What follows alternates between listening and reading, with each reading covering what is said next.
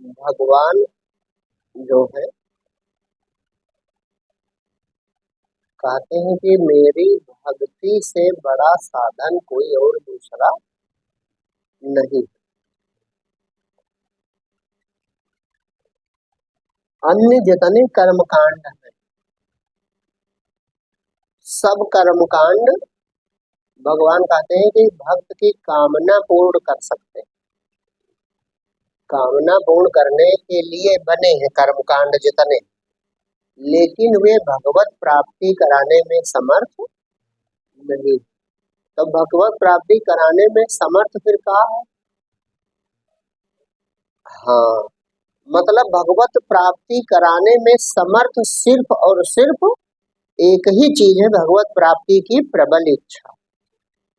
हाँ, मतलब कहने का दूसरे शब्द में समझो कि कोई ऐसी चीज नहीं है जो भगवत प्राप्ति करा सके। हाँ, जप तप व्रत दान शास्त्र कोई भी नहीं है जो भगवत प्राप्ति करा सके, उसमें भगवान ही समर्थ।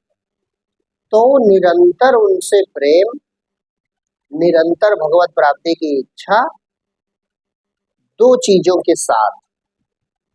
पहली चीज कि निरंतर भगवान के चरणों में यानी भगवान के स्वरूप में चिंतन में उनके स्मरण में मन लगा रहा, और दूसरा जगत की कोई कामना ना हो मन में। हाँ, संसार की कोई कामना ना हो। क्यों? क्योंकि जिसके हृदय में संसार की कामना है तो भगवत प्राप्ति असंभव। काहे? उसके पीछे कारण है कि अन्य वस्तुओं की तरह परमात्मा नहीं, अन्य लोकों की तरह परमात्मा नहीं, अन्य सिद्धियों की तरह परमात्मा नहीं। जो कुछ भी है सब भगवान की माया से निर्मित, भगवान से पृथक है। लेकिन जब परमात्मा होता है, जहां पर परमात्मा है वहां पर अन्य कुछ भी नहीं। और वो कोई कृत्रिम चीज नहीं है, कृत्रिम वस्तु है, प्राप्त हुई है और प्राप्त हुई है मिट जाएगी। सदा सर्वदा विद्यमान सत्ता है, तो सदा सर्वदा विद्यमान है, शाश्वत सत्य है, वही एक है। तो उसकी प्राप्ति तभी हो सकती है जब कल्पित चीजें हट जाए। हाँ, जैसे किसी ने प्रश्न किया रमण महर्षि कि क्या संसार के रहते भगवत प्राप्ति नहीं हो सकती, स्वरूप का ज्ञान नहीं हो सकता? तो उन्होंने कहा नहीं, कभी नहीं हो सकता। तो कहा क्यों? तो कहा जैसे रस्सी सर्प बनी रहे और रस्सी भी हो जाए, ये नहीं हो सकता।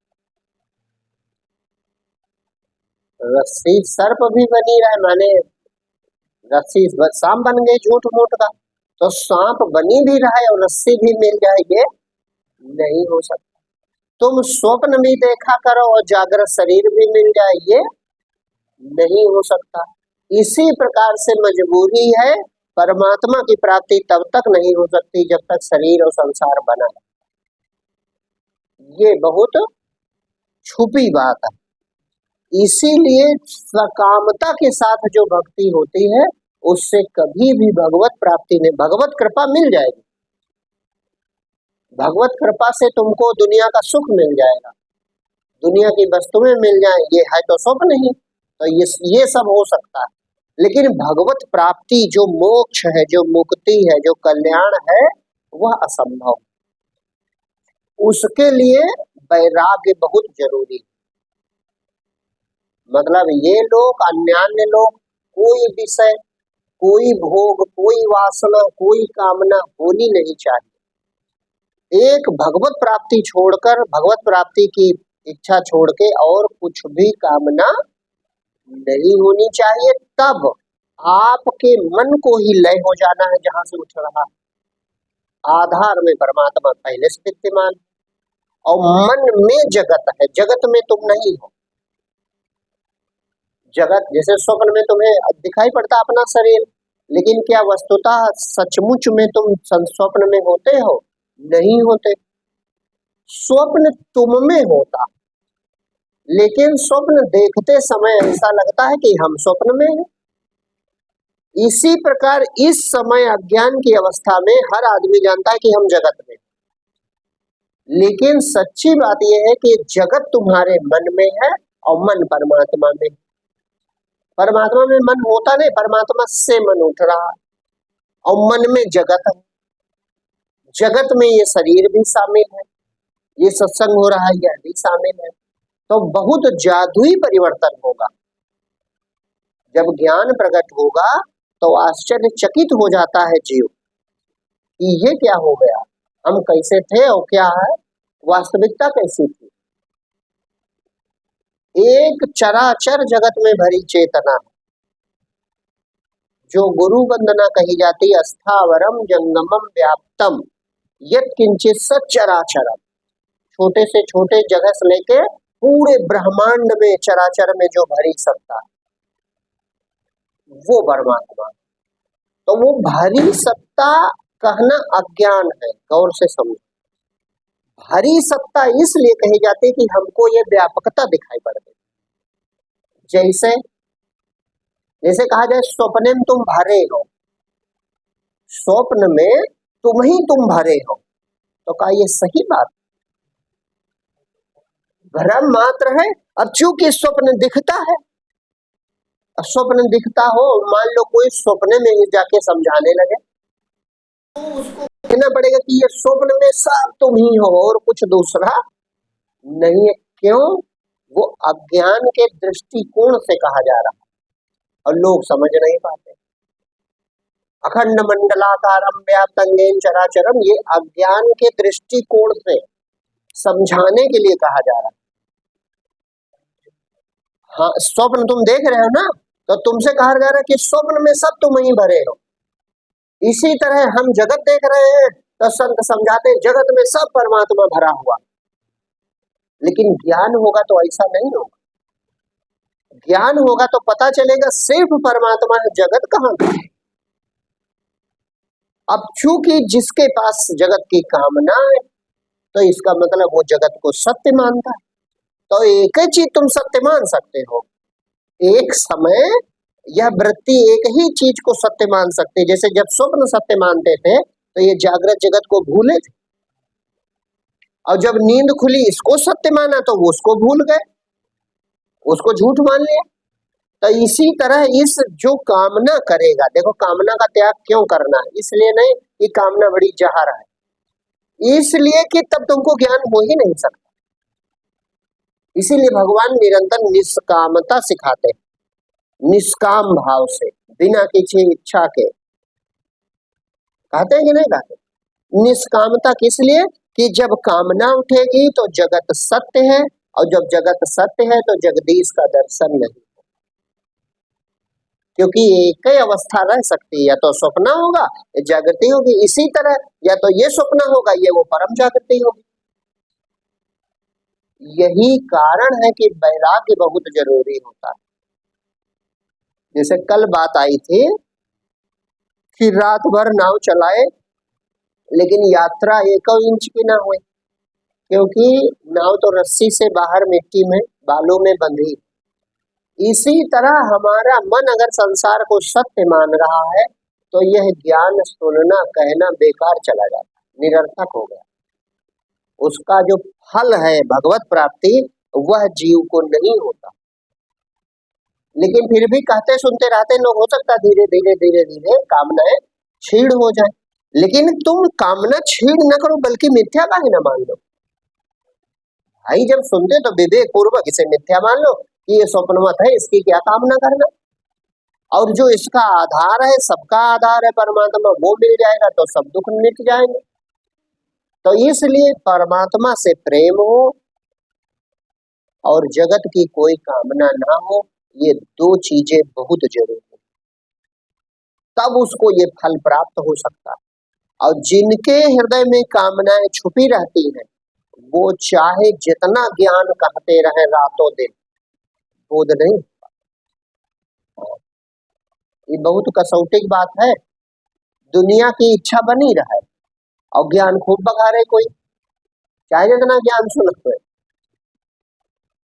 योग वशिष्ठ में वशिष्ठ जी कहते हैं कि हे राम, वह चील पक्षी की तरह जिसके हृदय में तो कामना है और ज्ञान कहने में निपुण है, तो कहा वो चील पक्षी की तरह, माने उड़ता तो बहुत ऊंचा है लेकिन जैसे मरा जानवर देखता है बस वहीं गिरता है आके सीधा। इसी तरह वो ज्ञान तो बहुत कहता है लेकिन जैसे वासना उठती है वासना पूर्ति में इसी जगत में गिर जाता है। तो हंस की तरह होना चाहिए। हंस विवेकी है और इसको असार समझ के इसका त्याग कर देता और सार समझ के परमात्मा से ही प्रेम करता। प्रेम भक्ति हो गई, जैसे इसका त्याग हुआ समझो भक्ति हो गई। वो अवस्था तो है ही है पहले से। जैसे जब तुम स्वप्न देख रहे हो तब भी तो तुम्हारा जागृत का शरीर सुरक्षित है, ये तो विद्यमान है, कमरा के अंदर सो रहा है, जो वहां नींद टूटे इसको मिलना थोड़े तो मिला मिलाया। बस इसी प्रकार से परमात्मा को नहीं प्राप्त करना है। परमात्मा की शक्ति से तुम बोल रहे हो, जीवित हो, और परमात्मा की शक्ति से ये माया भी दिखाई पड़ रही, ये जो दुनिया दिखाई पड़ रही ये भी उसी की शक्ति से दिखाई पड़ रही है। तो भगवत प्राप्ति नहीं करनी है बल्कि उस अवस्था के दर्शन में या उस अवस्था के अनुभव में जो बाधा है वो दूर कर देनी है। और बाधा केवल अपना मैं और मैं की इच्छा है, और कोई बाधा नहीं। मैं उठता है देह देख कर और देह को देख कर मैं उठा और फिर मैं को बहुत कुछ चाहिए। भाई देह है तो सब कुछ चाहिए। इस देह को मैं मानना सबसे बड़ा यह पाप है। सब पाप इसके पुत्र हैं, सब पाप का यह बाप है। मैं ना हूं तो कुछ होगा? तो इस मैं को ही समर्पित कर दे। मैं ही अपने को चैतन्य मानता है लेकिन ये है कुछ नहीं, विचार ही है केवल। तो जिसके बल पर विचार होता है वो परमात्मा है, तो उसी को समर्पित कर दीजिए कि ये मैं कुछ नहीं हूँ, प्रभु तुम ही हो सब कुछ। मैं कुछ नहीं हूँ, जो कुछ भी है मैं तो जो कुछ वो सब प्रभु तुम ही हो और कुछ दूसरा नहीं है। तो जो ये अनन्य भक्ति होती है माने अन्य भाव खत्म हो जाए, अद्वैत स्थापित हो जाए, बस जैसे ये भाव मैं हटेगा बस वो अखंड चेतना प्रवाहमान है। प्रवाह का कहीं आ जा नहीं रहे, विद्यमान है लेकिन वो तुमको लगेगा जैसे प्रवाहित हो रहे। मुक्ति मिल जाएगी, भगवत प्राप्ति हो जाएगी, पूर्ण रूप से प्रकाशित होने लगे। बस शर्त केवल यही छुपी हुई है कि कामना कोई ना हो, और ये इतना कठिन शर्त है कि कोई छोड़ नहीं पाता। भगवान को पाना चाहता है, उनकी माला भी जपता है, सुबह शाम ध्यान भी करता है, लेकिन दुनिया भी बेचारा संभाले रहता है, नहीं संभाले रहता। और दुनिया संभाले रहता ये जान नहीं पाता कि ये झूठ है। अच्छा इसमें का दुनिया छोड़ के तो कहीं कोई चला नहीं जाएगा। भाई शरीर है तो भोजन करना पड़ेगा, श्वास लेनी पड़ेगी, सोना है, जागना है, करना सब पड़ेगा, पानी पीना पड़ेगा। इसको हृदय से झूठा मानेगा करते हुए सब हो रहा है कोई बात नहीं, लेकिन अंदर से खूब दृढ़ता से मान लो कि जैसे यार होता तो ऐसा स्वप्न में भी नहीं होता। स्वप्न में भी हम खाना खाते हैं, स्वप्न में भी चलते हैं, स्वप्न में भी, तो ऐसे मान जाओ कि यह भी एक स्वप्न देख रहे हैं। तो जब आमूल माने जड़े से उखाड़ के फेंक दोगे तो इससे पार हो जाओ। त्यागने में कठिनाई है, सत्य मानकर त्याग रहे हो ना। त्यागने वाला जो है वो सत्य मान रहा है कि नहीं ऐसा, तो त्यागो ना बल्कि इसे मन में न करो। ये हृदय में खूब धारणा सघन करो कि ये मिथ्या ही है व्यवहार। हाँ मैं सत्य हूँ और मैं अपने बारे में जानता नहीं, तो मैं कैसे हो सकता हूँ? मेरे रूप में भगवान ही है। ये मैं करने की शक्ति ईश्वर की शक्ति है, इसलिए प्रभु तुम ही हो और कुछ नहीं, और हम कुछ जानते भी नहीं। भाई हम क्या जानते, मैं हूं ऐसा नहीं जानते, बाकी और हम कुछ नहीं जानते। तब मैं किस लोक से आया और किस लोक को जाऊंगा, कब जाऊंगा, मेरा रूप क्या है, तो कुछ न, जब कुछ जानते ही नहीं है तो हम कहाँ हैं, तो हमारे रूप में प्रभु तुम ही हो। इसी का नाम शरणागति, इसी का नाम भक्ति है। ऐसा जो धारण कर ले तो उसका कल्याण हो जाए। जो ये धारण नहीं कर सकता तब उसके लिए भगवान मूर्ति का ध्यान, अन्य रूपों का ध्यान, माने अन्य जो साधनाएं वो तब बताई जाती हैं जो इसको धारण नहीं कर सकता, जो इस बात को समझ नहीं पाता कि आकाशवत निराकार चैतन्यता है, वही परमात्मा है, उसमें शक्ति है, वो सारे रूप रख सकते और सारे रूपों को अपने में ही लय कर लेते, और भक्त के भाव के अनुसार भी सृष्टि, भाव सृष्टि भी कर सकती है, मनोसृष्टि भी कर सकती है, संकल्प सृष्टि भी कर सकती है। संकल्प सृष्टि तो करता ही है, लेकिन भक्त के भाव की सृष्टि भी भगवान कर देते। जो ये भाव के आधार पर लोकों वाली मुक्ति है, हाँ जैसे, हाँ जो लोकों में मुक्ति है कि ये वैकुंठ चले गए, ये गोलोक चले गए, ये अमुक लोक में चले गए, तो ये स्वर्ग में चले गए, तो ये लोकों की मुक्ति जो है ये भाव सृष्टि है, परमात्मा कर देता है भक्त के भाव के अनुकूल। जिस भाव से भगवान का भजन किया जाता है वैसी सृष्टि कर देता है। अब भगवान की चूंकि सृष्टि है तो जीव नहीं जान पाता कि ये हमारे ही भाव से भगवान ने रच दिया, और पूरा भोग भोगता, पूरा भोग भोगता है, और पुण्य समाप्त होके फिर मनुष्य लोक में आता है। ये मनुष्य लोक भगवान की संकल्प सृष्टि है, ब्रह्मा जी की संकल्प सृष्टि है, लेकिन अन्य जो लोग कहे गए वे अन्य संकल्प सृष्टियां भी है, लेकिन भाव सृष्टि भी भगवान कर देते हैं। ऐसा बहुत ग्रंथों में लिखा, भाव रूप से हृदय में भी प्रकट हो जाते, तो भाई तो भगवान भावातीत, सचमुच तो भावातीत है ना चेतन तक, तो फिर ये क्या है, भाव देख कर, भाव बस भगवान, भाव देख कर कहते हैं ये इसी में राजी है, तो पहले हमें यही रूप दिखा देते, तो वही चेतना जिस रूप में प्रेम है उस रूप में प्रकट हो जाती। जैसे नामदेव के विट्ठल प्रकट होने लगे, बात करने लगे, उनके हाथों से दूध पीने लगे, अब वो उसी मगन हो गए, उनकी ख्याति बन गई, जय जयकार पूरे महाराष्ट्र में, पूरे भारत में नाम हो गया, नामदेव बड़े महान है, बड़े सिद्ध हैं, बहुत ऊंचे महात्मा, लेकिन वो भाव के भगवान थे, पूर्ण चैतन्यता नहीं थी। एक कथा इनके जीवन की जुड़ी बड़ी अद्भुत, इस प्रसिद्धि से नामदेव इसके बाहर नहीं निकल सकते, तो वहां महाराष्ट्र में संत बड़े महान थे उसी समय, पूर्ण महात्मा, वो पूर्ण महात्मा परमात्मा ही होता है, पूर्ण महात्मा। अभी तुमने लिखा, भगवान स्वयं कहते हैं कि उधो उसे मेरा ही रूप समझो, जो पूर्ण संत, तो पूर्ण थे संत ज्ञानेश्वर, और उनकी बहन का नाम था मुक्ताबाई। निवृत्तिनाथ और सोपान देव तीन भाई एक बहन थे, और चार के चारों पूर्ण ब्रह्म ज्ञानी,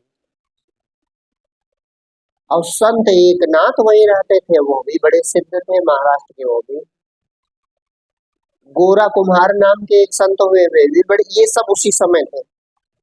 तो भगवत प्रेरणा ही रही होगी, उनके मन में आया कि नामदेव को भी इस परम ज्ञान का, इस मुक्ति का स्वाद दिला देना चाहिए।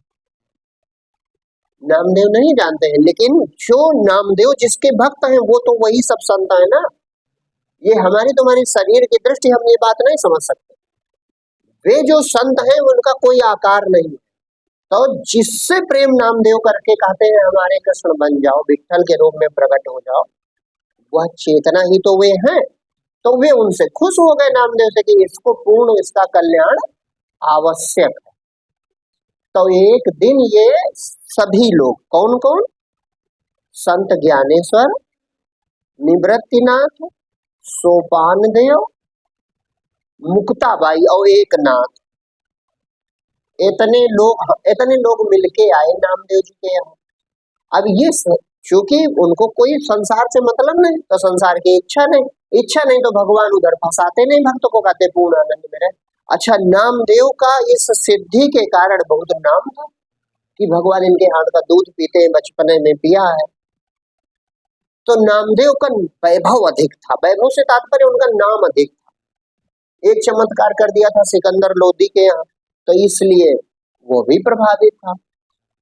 तो नामदेव के यहाँ ये सब आए, तो नामदेव अपने को बड़ा मानते थे, केवल बाहरी वैभव से कि हमारे पास बहुत शिष्य है और बड़ा नाम है, ये सब साथ, हाँ ये भोले भाले सब। तो कहा नामदेव जी चलो गोरा कुम्हार के यहाँ घूम आवे, वो भी बड़े भक्त है भगवान। तो संत तो थे ही, भक्त थे, कोई कमी तो थी नहीं, बस इतना था कि पूर्णता नहीं थी।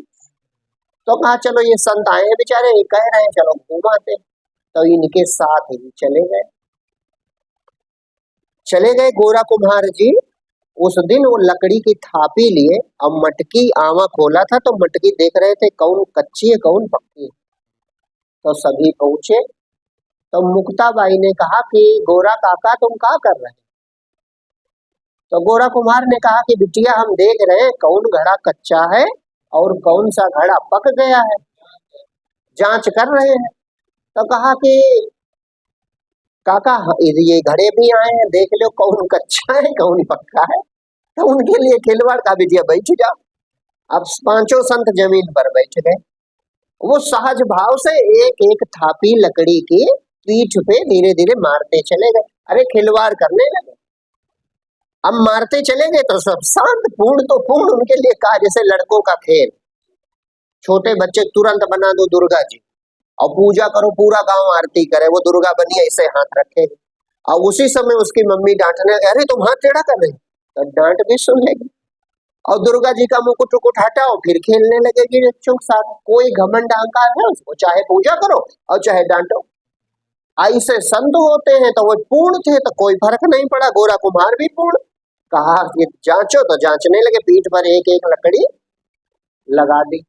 जब नामदेव के लगाई तो ये पूर्ण नहीं, तो इनको मन में आया कि है पक्का कुम्हार है, अगर थोड़ा भी ज्ञान होता तो शास्त्रार्थ करता या कोई प्रभाव दिखाता, ये तो लकड़ी थापी मार रहा है, हाँ ये जांच रहा है, ये भक्त हो सकता है। तो चूंकि सब शांत थे और चेतना एक ही है, परमात्मा एक, वो सब परमात्मा ही थे, तो सबने एक साथ जान लिया कि नामदेव के मन में ये था। और नामदेव न जान सके क्योंकि ये बंधन में है अभी शरीर को, खुद को शरीर मानते हैं, भगवान को भी शरीर मानते हैं। जब भगवान को निराकार जानेंगे, खुद को निराकार जान जाएंगे। तो नामदेव न जान सके, वे सभी जान गए,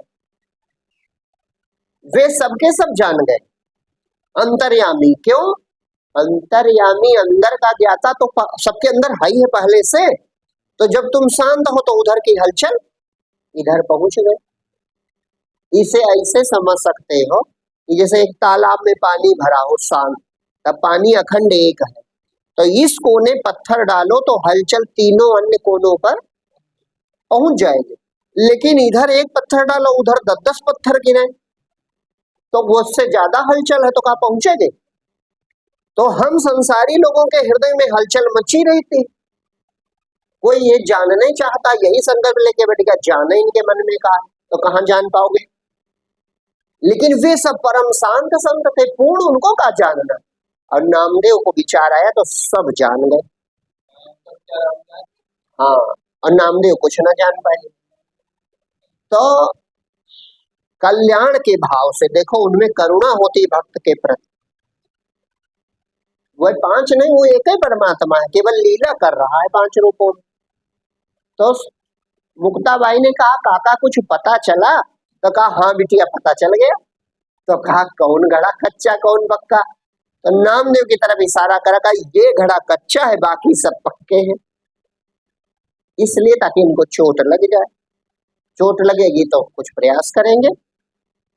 अब नामदेव को बहुत बुरा लगा, पूछे बोले कुछ नहीं, फिर भी वो कृपा कर रहे। फिर वो कहते हैं अच्छा काका ये बताओ इसका कल्याण कब होगा, पकेगा कब? तो कहा जब बिसोवा खेचर जी के पास जाएगा तो पक जाएगा। बिसोवा खेचर पूर्ण महात्मा है, वो भी महाराष्ट्र के ही थे। अब जैसे सभा समाप्त हुई, नामदेव बिल्कुल अंदर से नाराज। क्यों? उनको भगवान प्रत्यक्ष मिलते हैं, सेवा करते हैं, प्रेम करते हैं, तो तिल मिला के आए। और जैसे आए बस एकदम से नाराज होके पुकारा, अरे भगवान प्रभु प्रकट हो विठल महाराज। अब भगवान प्रकट हो गए कृष्ण जी मुस्कुराते हुए। नाम्या तो बड़ा नाराज लगता है, क्या बात है? कहा, अरे प्रभु आज बड़ी बदनामी हुई हमारी। कहा, अच्छा तेरी बदनामी किसने कर दी? कहा, अरे महाराज एक गोरा कुम्हार है। अरे गोरा, वो तो हमारा प्यारा भक्त, मेरी आत्मा है। आप चकित हो गए, क्या प्रभु आप उसे जानते हो? कहा, अरे वो मेरे हृदय में निवास करता। कहा, हाँ प्रभु करता होगा, लेकिन उसी ने मुझे अपमानित किया। क्या मैं आपको प्यारा नहीं हूँ? भगवान ने कहा, अरे नामदेव तो मुझे बहुत प्यारे हो। तो कहा, उसने कहा ये कच्चा घड़ा है। तो कहा, अरे गोरा जी से जाके पूछ लो पकने की क्रिया। कहा, बताई थी। तो कहा, क्या बताई थी? तो कहा, कोई विशोबा खेचर जी हैं, उनके पास जाऊंगा तो पकूंगा। कहा, अरे वो तो मेरा रूप ही, विशोबा खेचर जी तो मेरा ही रूप जानो, तुम चले जाओ, पक जाओ। तो कहा, प्रभु बचपन से आपसे बातें करते हैं, आपको दूध पिला के तो वही जूठा हम पाते हैं, हमें कोई कष्ट नहीं है, तो प्रभु हम क्या करें वहां जाके? तो कहा, नाम्या हो सकता है तुम कुछ उतना ना जानता हो जितना वो जानते। भगवान भेद नहीं खोल रहे। कहा, अरे वो जब कहा है तो वे सदगुरु है, सदगुरु मेरे रूप होता है, चले जाओ एक बार उनके पास, पक जाओ तुम भी। अब भगवान ने कहा तो नामदेव गए। तो कथा में लिखा कि विशोबा खेचर एक छोटे से बहुत छोटे शिवाला में बड़े बुजुर्ग संत थे, तो पीठ टेके दीवाल में और पैर शिवलिंग पर दोनों रखे, और महिला कुचेला कपड़ा पहने बैठे थे, बुजुर्ग थे, बहुत व्रत। अब नामदेव जैसे पहुंचे तो कहा, नाम्या आ गया, विठल ने भेजा होगा। तो चकित, वो आश्चर्यचकित, ये इन सबका अंतर्यामी बना देखकर कि इनको कैसे सब पता है, नाम नहीं जानते हैं। और चेले की तरह जैसे कोई बेटे को कहता नाम्या, नामदेव जी सब दुनिया हमें कहते, और ये बूढ़ा आदमी नाम्या कह रहा है। लेकिन चूंकि भगवान ने भी भेजा है, जो मूर्ति उनसे बात करती रही जीवन भर, उसने कहा है चले जाओ। तो गए तो देखा पैर शिवलिंग पर, और अधिक नामदेव जी नाराज हो गए। अब देखो, सदगुरु वहीं से चाबी खोलेगा जहां तुम्हारा चित्त फंसा है। उसको उपदेश नहीं करना होता, जो पूर्ण सदगुरु उपदेश नहीं करते, साधु दर्शन मात्र, उनके दर्शन मात्र से आदमी का संशय दूर हो जाता।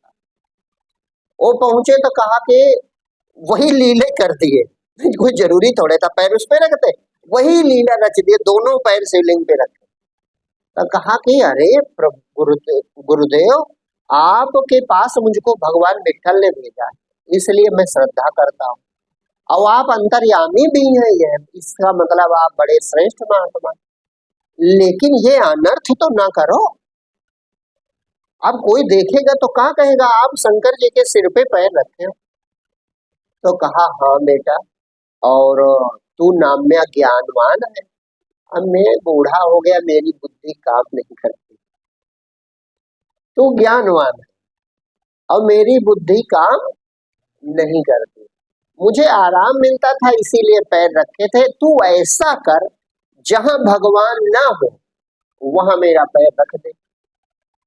इतने में ही ज्ञान करवा दिया। कहा, नाम्या जहां भगवान ना हो वहां मेरा पैर रख दे, चूंकि तू मूर्ति में चित्त फंसा था, अब उसके बाहर जाना चाहिए। तो उनको युक्ति आती है, अच्छा प्रभाव भी उनके पास है, सिद्धियां भी सब है उनके पास। हाँ, सिद्धि के प्रभाव से वो आत्म ज्ञानी सब सिद्धों का सिद्ध। तो उन्होंने पैर पकड़ा, पैर हटाने के बहाने पैर पकड़ लिया, और पैर पकड़ के कहते हैं इधर उधर घूमने लगे, तो जिधर जाए शिवलिंग उधर ही चला जाए। अब 3-4 बार इधर उधर गए, नामदेव की बुद्धि काम करना बंद कर दी कि ये कितना बड़ा चमत्कार देख रहे हैं, जिधर पैर ले जाते शिवलिंग सरक कर उधर ही चला जाता है। बस वही नामदेव बैठ गए उनकी समाधि लग गई और फिर वो अखंड मंडलाकार जो चेतना है वो प्रकट हो गई। हाँ, तब पूर्ण सिद्ध हो गए। जब पूर्ण सिद्ध हो गए तब की घटना लिखी है। मंदिर पवित्र रोज करते थे, और जब पूर्ण सिद्ध हो गए तो लिखा है एक दिन रोटियां बना रहे, घी रखा था, कुत्ता आया एक रोटी लेके भगा, तो वही नामदेव कहते हैं प्रभु सूखी ना खाना, रुक जाओ घी लगा दे। तो पूर्ण महात्मा पूर्ण ही होता, लेकिन पूर्ण दशा तभी प्राप्त हो सकती है जब आपकी निराकार ब्रह्म में पूर्ण निष्ठा हो और कामना कोई जगत की ना बचे। अपने को प्रेम पूर्वक पूर्णतया समर्पित कर दो तो भगवत प्राप्ति हो जाए। और जो ये ना समझ सके तो साकार रूप से भी भगवान का भजन करे, कोई बात नहीं। धीरे धीरे भगवत कृपा से उसकी भी कल्याण उसका भी होगा, उसको भी भगवत प्राप्ति हो जाएगी। जो ना समझ सके, लेकिन अगर आप समझ सकते हो तो सीधे यही करना चाहिए।